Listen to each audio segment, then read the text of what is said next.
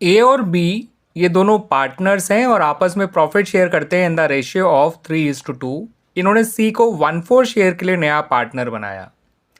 सी के आने पर इनकी जो बैलेंस शीट है उसका एक एक्सट्रैक्ट आपको दे रखा है, जिसमें डेटर्स दे रखे हैं ₹60,000 और प्रोविजन फॉर डाउटफुल डेट्स है ₹5,000।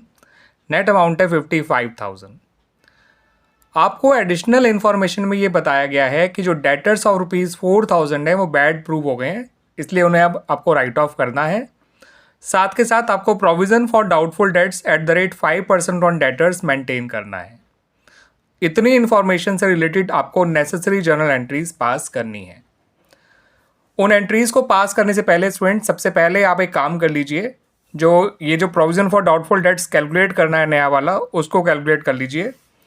इसके लिए जो फॉर्मूला आपको यूज़ करना होता है वो कुछ इस तरह से है।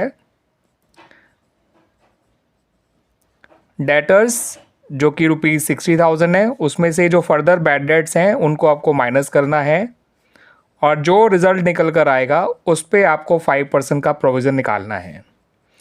ये निकल कर आएगा ₹2800। अब बात करते हैं नेसेसरी एंट्रीज़ की। तो सबसे पहली एंट्री आप बनाइए डेटर्स के बैड प्रूव होने की। वो एंट्री होती है bad debts account debit to debtors account. आप पूरा नाम लिख लीजिएगा स्टूडेंट्स। ये एंट्री बनेगी विद ₹4,000। फिर आप ये देखिए कि क्या ये जो पुराना प्रोविज़न है ₹5,000 वो इस बैड डेट्स को ख़त्म कर सकता है। वो बिल्कुल कर सकता है, क्योंकि पुराना प्रोविज़न 5,000 है और बैड डेट्स केवल 4,000 है।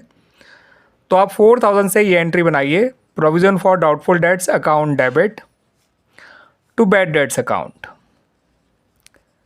ठीक है स्टूडेंट्स, और ये एंट्री 4,000 से बनेगी जिसका अमाउंट कम है। पुराने प्रोविज़न और बैड डेट्स में से जिसका अमाउंट कम है उससे ये एंट्री बनाई जाएगी।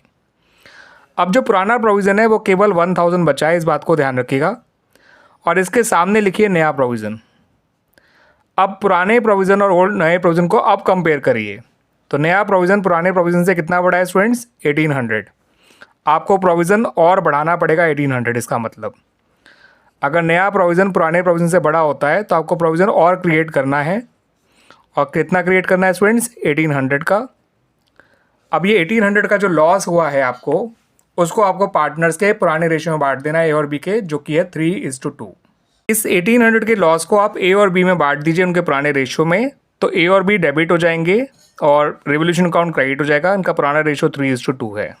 ठीक है स्टूडेंट्स, ये बात आपको ध्यान रखनी है कि जो पुराना प्रोविज़न है उसको बैड डेट राइट ऑफ करने के बाद जितना बचेगा उसको नए प्रोविज़न से जो है कंपेयर करना है। इसको ध्यान रखिएगा स्टूडेंट्स।